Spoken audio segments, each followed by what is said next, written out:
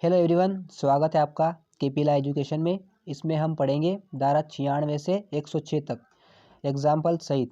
ये आती है प्राइवेट प्रतिरक्षा के अधिकार के विषय में। धारा 96 से 106 तक। धारा 96 प्राइवेट प्रतिरक्षा में की गई बातें। धारा 96 का विवरण। भारतीय दंड संहिता की धारा 96 के अनुसार कोई बात अपराध नहीं है जो प्राइवेट प्रतिरक्षा के अधिकार के प्रयोग में की जाती है। धारा 97 शरीर तथा संपत्ति की निजी प्रतिरक्षा का अधिकार। धारा 97 का विवरण। भारतीय दंड संहिता की धारा 97 के अनुसार धारा 99 में अंतर्विष्ट निबंधनों के अधीन हर व्यक्ति को अधिकार है कि वह नंबर 1 मानव शरीर पर प्रभाव डालने वाली किसी अपराध के विरुद्ध अपने और किसी अन्य व्यक्ति के शरीर की प्रतिरक्षा करे। धारा 97 पॉइंट नंबर 2 किसी ऐसे कार्य के विरुद्ध जो चोरी, लूट, रिश्ती या आपराधिक अत्याचार की परिभाषा में आने वाला अपराध है या जो चोरी, लूट, कुचेष्टा या आपराधिक अत्याचार करने का प्रयत्न है, अपनी या किसी अन्य व्यक्ति की चल अचल संपत्ति की प्रतिरक्षा करे। धारा 98 ऐसे व्यक्ति के विरुद्ध प्राइवेट प्रतिरक्षा का अधिकार जो विकृत आदि हो। धारा 98 का विवरण। भारतीय दंड संहिता की धारा 98 के अनुसार जबकि कोई कार्य जो अन्यथा कोई अपराध होता, उस कार्य को करने वाले व्यक्ति के बालकपन, समझ की परिपक्वता के अभाव, चित्त विकृति या ममता के कारण या उस व्यक्ति के किसी भ्रम के कारण वही अपराध नहीं है, तब हर व्यक्ति उस कार्य के विरुद्ध प्राइवेट प्रतिरक्षा का वही अधिकार रखता है जो वह उस कार्य के वैसा अपराध होने की दशा में रखता है। धारा 98 दृष्टांत। क यह पागलपन के असर में क को जान से मारने का प्रयत्न करता है। यह किसी अपराध का दोषी नहीं है, किंतु क को प्राइवेट प्रतिरक्षा का वही अधिकार है जो वह यह के स्वस्थित होने की दशा में रखता है।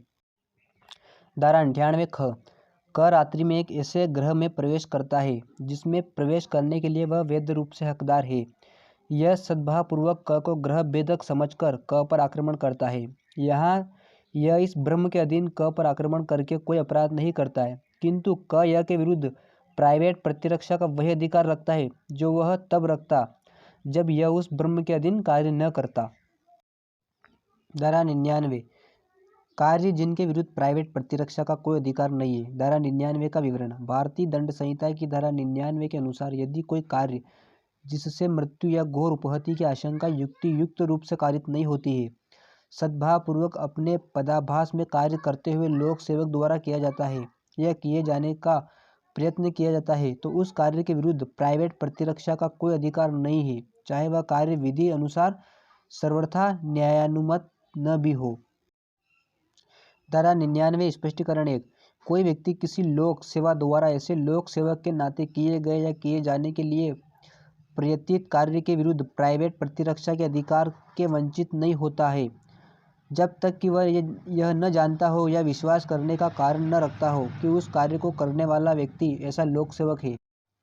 धारा 99 स्पष्टीकरण 2 कोई व्यक्ति किसी लोक सेवक के निर्देश से किए गए या किए जाने के लिए प्रयत्नित किसी कार्य के विरुद्ध प्राइवेट प्रतिरक्षा के अधिकार से वंचित नहीं होता है जब तक कि वह यह न जानता हो या विश्वास करने का कारण न रखता हो कि उस कार्य को करने वाला व्यक्ति ऐसे निर्देश से कार्य कर रहा है, जब तक कि वह व्यक्ति उस प्राधिकार का कथन न कर दे जिसके अधीन वह कार्य कर रहा है, या यदि उसके पास लिखित प्राधिकार है तो जब तक कि वह ऐसे प्राधिकार को मांगे जाने पर पेश न कर दे।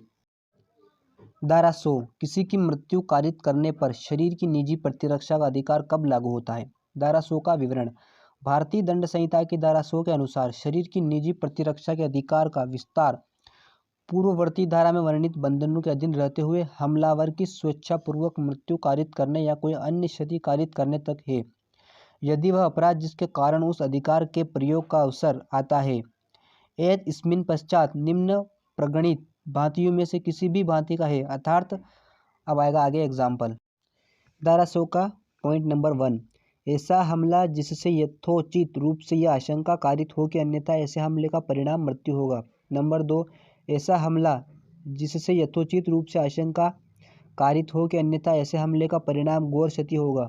नंबर 3 बलात्संग करने के आशय से किया गया हमला। नंबर 4 प्रकृति विरुद्ध काम तृष्णा के तृप्ति के आशय से किया गया हमला।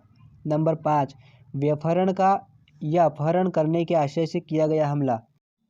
धारा 100 पॉइंट नंबर 6, इस आशय से किया गया हमला कि किसी व्यक्ति का ऐसी परिस्थितियों में अनुचित रूप से प्रतिबंधित किया जाए जिनसे उसे यथोचित रूप से यह आशंका कारित हो कि वह अपने को छुड़वाने के लिए लोक प्राधिकारियों की सहायता प्राप्त नहीं करेगा। नंबर 7, तेजाब फेंकने का कार्य या प्रयास करना जिससे यथोचित रूप से आशंका कारित हो कि अन्यथा ऐसे कृत्य का परिणाम घोर क्षति होगा। आपराधिक कानून संशोधन अधिनियम 2013 के तहत। धारा 101, मृत्यु से भिन्न कोई क्षति कारित करने के अधिकार का विस्तार कब होता है। धारा 101 का विवरण। भारतीय दंड संहिता की धारा 101 के अनुसार यदि अपराध पूर्वगामी अंतिम धारा में प्रगणित भांतियों में से किसी भांति का नहीं है तो शरीर की निजी प्रतिरक्षा के अधिकार का विस्तार हमलावर की मृत्यु स्वेच्छा कारित करने तक का नहीं होता है, किंतु इस अधिकार का विस्तार धारा 99 में वर्णित निबंधनों के अध्ययन हमलावर की मृत्यु से भिन्न कोई क्षति स्वेच्छा कारित करने तक का होता है। धारा 102, शरीर की निजी प्रतिरक्षा के अधिकार का प्रारंभ और बना रहना। धारा 102 का विवरण। भारतीय दंड संहिता की धारा 102 के अनुसार शरीर की निजी प्रतिरक्षा का अधिकार उसी क्षण प्रारंभ हो जाता है जैसे ही अपराध करने के प्रयत्न या धमकी से शरीर के संकट की आशंका पैदा होती है, चाहे वह अपराध नहीं भी किया गया हो, और वह अधिकार तब तक बना रहता है जब तक शरीर के संकट की ऐसी आशंका बनी रहती है। धारा 103, कब संपत्ति की प्राइवेट प्रतिरक्षा के अधिकार का विस्तार मृत्यु कारित करने तक का होता है। धारा 103 का विवरण। भारतीय दंड संहिता की धारा 103 के अनुसार संपत्ति की प्राइवेट प्रतिरक्षा के अधिकार का विस्तार धारा 99 में वर्णित निबंधनों के अध्ययन दोषकर्ता की मृत्यु या अन्य अपहानि स्वेच्छा कारित भारतीय दंड संहिता 1860 करने तक का है यदि वह अपराध जिसके लिए किए जाने के प्रयत्न के कारण उस अधिकार के प्रयोग का अवसर आता है एत इसमिन पश्चात प्रगणित भांतियों में से किसी भी भांति का है। अर्थात धारा 103, पहला लूट, दूसरा रात्रि गृह भेदन, तीसरा अग्नि द्वारा रिष्टि जो किसी ऐसे निर्माण तंबू या जलयान को की गई है जो मानव आवास के रूप में या संपत्ति के अभिरक्षा के स्थान के रूप में उपयोग में लाया जाता है।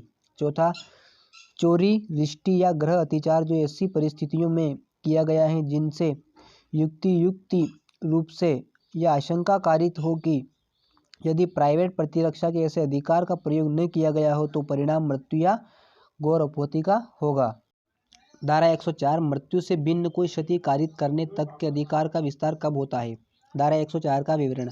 भारतीय दंड संहिता की धारा 104 के अनुसार यदि वह अपराध जिसके किए जाने या किए जाने के प्रयत्न से निजी प्रतिरक्षा के अधिकार के प्रयोग का अवसर आता है, ऐसी चोरी, कुचेष्टा या आपराधिक अत्याचार है जो पूर्वगामी धारा में प्रगणित भांतियों में से किसी भांति का न हो, तो उस अधिकार का विस्तार स्वेच्छा मृत्यु कारित करने का नहीं होता है, किंतु उसका विस्तार धारा 99 में वर्णित निबंधनों के अध्ययन दोषकर्ता की मृत्यु से भिन्न कोई क्षति स्वेच्छा कारित करने तक का होता है। धारा 105, संपत्ति की प्राइवेट प्रतिरक्षा के अधिकार का प्रारंभ और बना रहना। धारा 105 का विवरण। भारतीय दंड संहिता की धारा 105 के अनुसार संपत्ति की प्राइवेट प्रतिरक्षा का अधिकार तब प्रारंभ होता है जब संपत्ति के संकट की युक्त आशंका प्रारंभ होती है। संपत्ति की प्राइवेट प्रतिरक्षा का अधिकार चोरी के विरुद्ध अपराधों के संपत्ति सहित पहुंच से बाहर हो जाने तक अथवा या तो लोक प्राधिकारियों की सहायता अभिप्राप्त कर लेने या संपत्ति प्रत्युद्धृत हो जाने तक बना रहता है।